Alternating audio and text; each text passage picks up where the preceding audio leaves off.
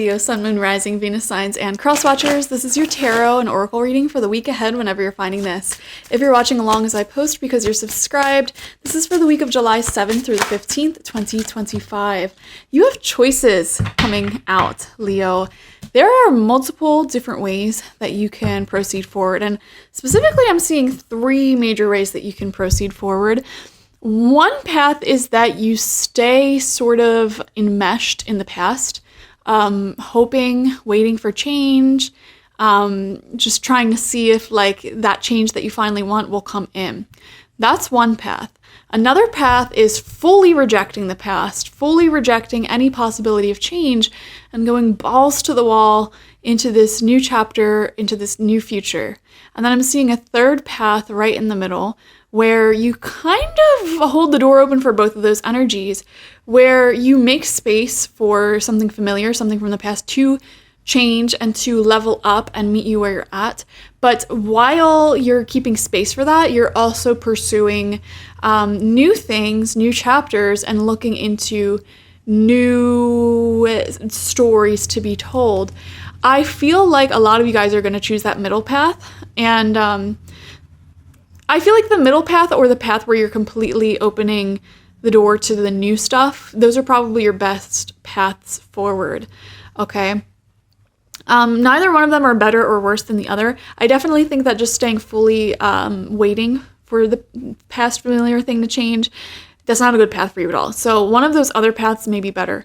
So I am seeing that, and this can apply to literally any situation that's in your life right now. It says, when you accept responsibility for your life and the choices you make, you begin to tap into the power of your own spirit. You'll be able to listen to and appreciate the intuitive wisdom that's inside you and apply it positively and constructively to your outside world. Yeah, so it's like no more waiting around for somebody else to make a decision that will change your life. You're taking that responsibility for yourself. Well, this is my life, and if I want to see a change, I have to make that change. So that's why I'm saying like those two paths that we talked about are much better than the first path where you just stay waiting. Okay, so there's lots of choices for how to proceed forward this week, and you're making a choice on how to proceed forward at this time. We have the Three of Pentacles. This Three of Pentacles really keeps coming out for a lot of signs. And this was actually the first card for Aries as well. And the Three of Pentacles shows being seen, being appreciated.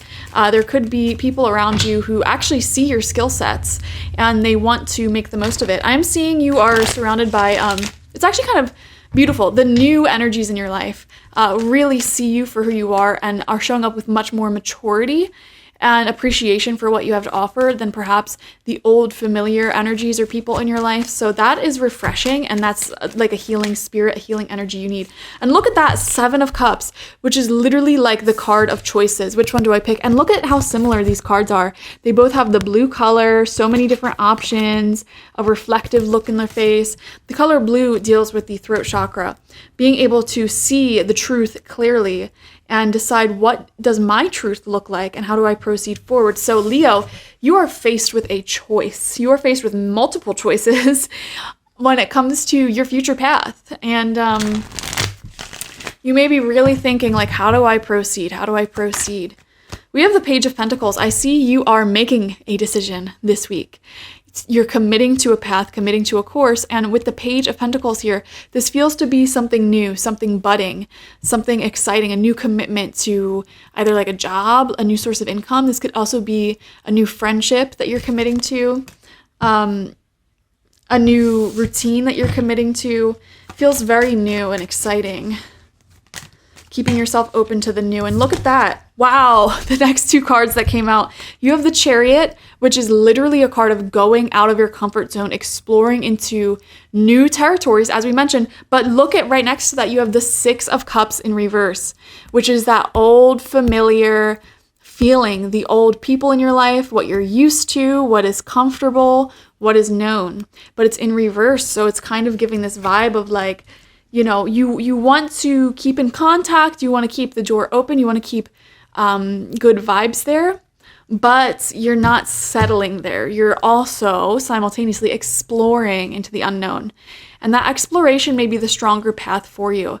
But you know what it is? It's like when we leave the past in the past, you can either have a cold detachment where you like stop all communication, block people, you're short, you're blunt, you're rude.